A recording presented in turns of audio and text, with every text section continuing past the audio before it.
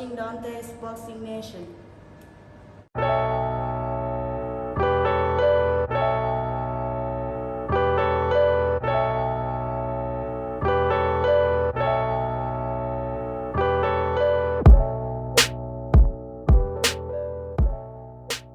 Dante's Boxing Nation, what's going on, guys?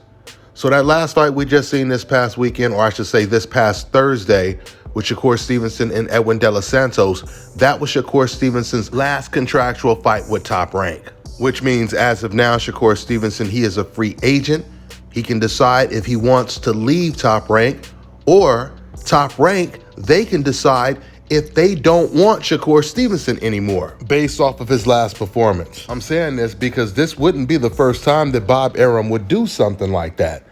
You guys might remember back in 2013, there was a fighter by the name of Guillermo Rigondeaux.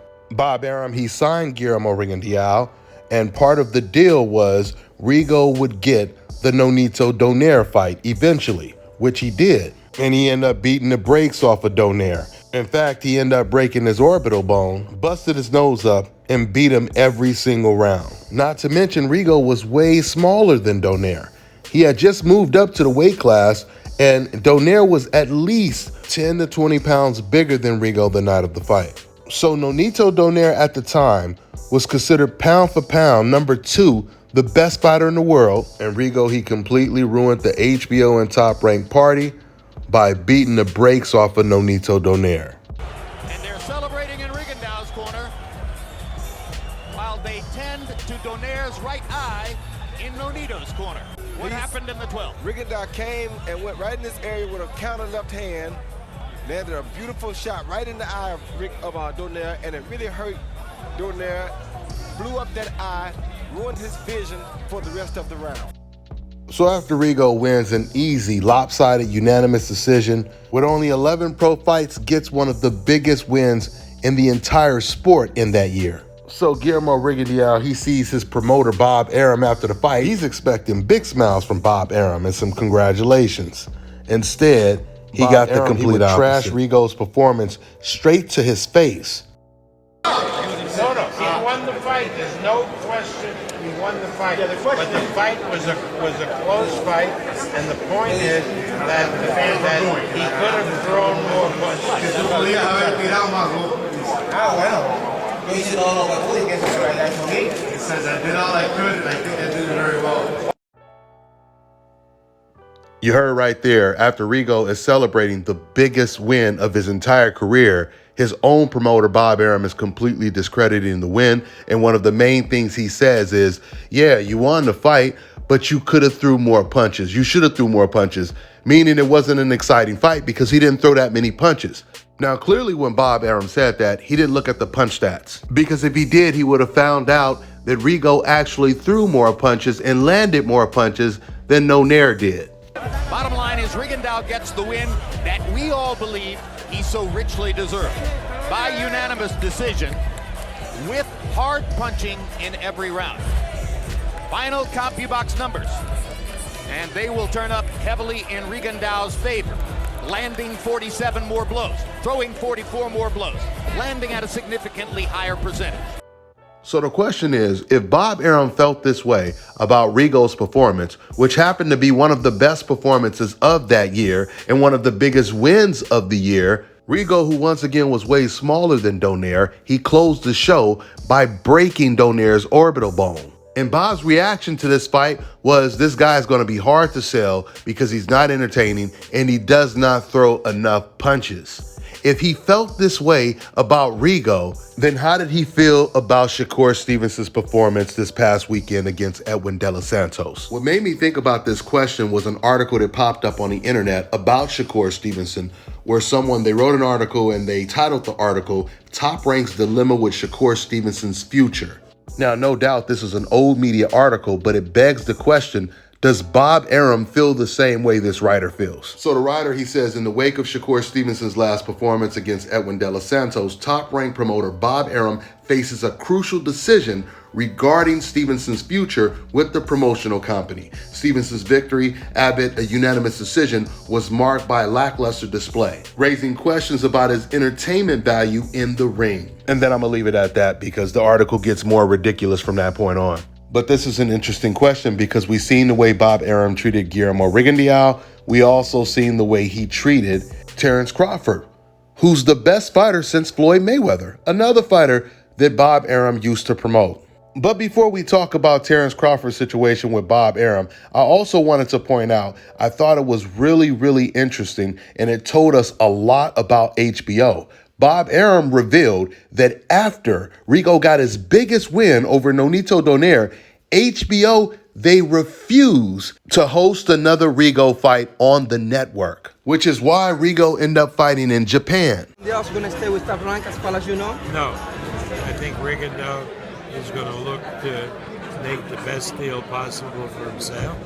And if we have a fight for him at Top Rank, we'll offer it to him. But as a promoter, when we have a guy like Guillermo Rigondeaux, obviously, in my opinion, is a great boxer with great skills. What does a boxer like him have to do in order to make it in the sport of, in the business of boxing? It's very, very difficult. Because if I can't sell his fights to a network, then I really am wasting his time. And HBO doesn't want to put him on the air. So what am I going to do? Could someone like me make a point that maybe you could have worked a little bit harder on selling him to the network? I don't think it's working harder in selling him. I think the problem is they're not interested. And guys, this is another reason why HBO went out of business. So HBO basically got pissed off because Rigo ended up beating one of their favorite fighters. And they all knew that Rigo beating Donaire was inevitable because he was promised that he would get the Donaire fight when he signed with Top Rank.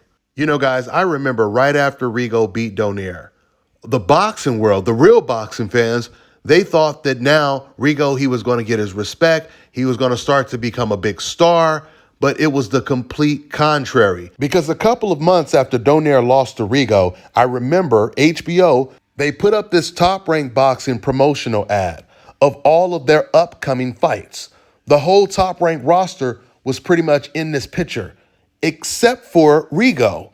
But they had Donaire in the promo.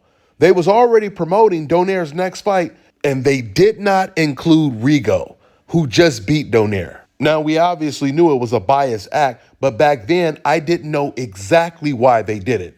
And now Bob Arum explains that HBO refused to air Rigo after the biggest win of his career against Nonito Donaire. Now, you heard the guy that was interviewing Bob Arum, and he asked him the question, a brilliant question. He said, as a promoter, isn't it your job to convince them to put him on the network? Because you're his promoter. But remember, right after that fight, Bob Arum was walking around in the arena doing interviews, telling all of the reporters that it was a boring fight and he doesn't know how he's going to sell Rigo and he needs to do more. He needs to be more entertaining. So the truth is, Bob Arum, he was doing anything but trying to convince HBO to keep Rigo on the network. So remember, guys, the main question is, does Bob Arum keep Shakur Stevenson? Does he want to keep Shakur Stevenson knowing that his contract is up with Top Rank? Let's revisit the Terence Crawford situation. So Bob Arum, when he was still promoting Terence Crawford, and Crawford was in the same situation that Shakur Stevenson is in now, Bob was asked the question in an interview, are you going to keep Terence Crawford? Bob Arum, he says the question is, do we want to keep him? I could build a house in Beverly Hills on the money I've lost on him in the last 3 fights. If he feel that way, you know what I mean, he can release me now. You know what I mean? Like, he can just release me. If you feel like you don't have no, you know what I mean, I'm not an asset to your company anymore, then, you know what I mean, you can release me right now. You don't have to wait till after a Spence fight. Why do you have to wait till after a Spence fight? You know what I mean? Release me now, and you don't have to lose any money no more. And it's very important to note that Terence Crawford was one of the most loyal fighters to Top Rank.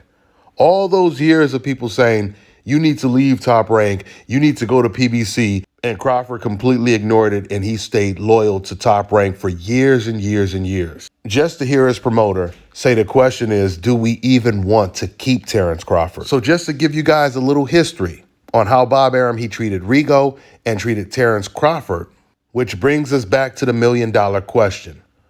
Will Bob Arum treat Shakur Stevenson the same way? And the answer to that question is no, because Bob Arum, he received so much backlash from treating Terence Crawford the way he did.